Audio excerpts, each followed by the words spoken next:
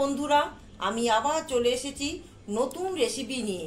আজকে রান্নার রেসিপি পটলের দরমা। প্রথমে পটলগুলো হলুদ আর লবণ দিয়ে ভেজে নিতে হবে। তারপর 1 কাপ টক দই দিয়ে ভালো করে মেখে নিতে হবে। তারপরে আমি কড়াতে তেল দিয়ে পেঁয়াজ আর রসুন ভালো করে ভেজে নিয়েছি। তারপর আদা হাফ চামচ, পোস্ত আর সর্ষে মিলে 2 চামচ, হলুদ লঙ্কা গুঁড়ো 1 চামচ, জিরে গুঁড়ো হাফ চামচ, স্বাদ মতো লবণ, টমেটো কুচি, সব মশলা ভালো করে কষে নিয়ে, এই যে দেখুন, ভালো করে কষে নিয়ে পটলের সঙ্গে মাখিয়ে নেব। তারপর 10 মিনিট রেখে দিতে হবে। দেখুন, মশলাগুলো দিয়ে দিলাম,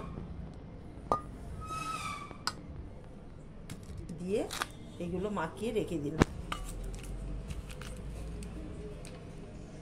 বন্ধুরা, কড়াতে আমি সর্ষের তেল দিলাম।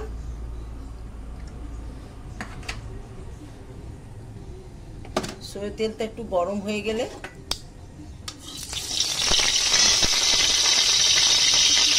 এই যে দেখুন, যে মশলা পটল সব কড়াতে দিয়ে দিলাম, দিয়ে একটু কষে নিতে হবে। বন্ধুরা, আমার পটলের দরমা হয়ে গেছে। ভিডিওটি ভালো লাগলে লাইক, শেয়ার, সাবস্ক্রাইব করবেন। টাটা।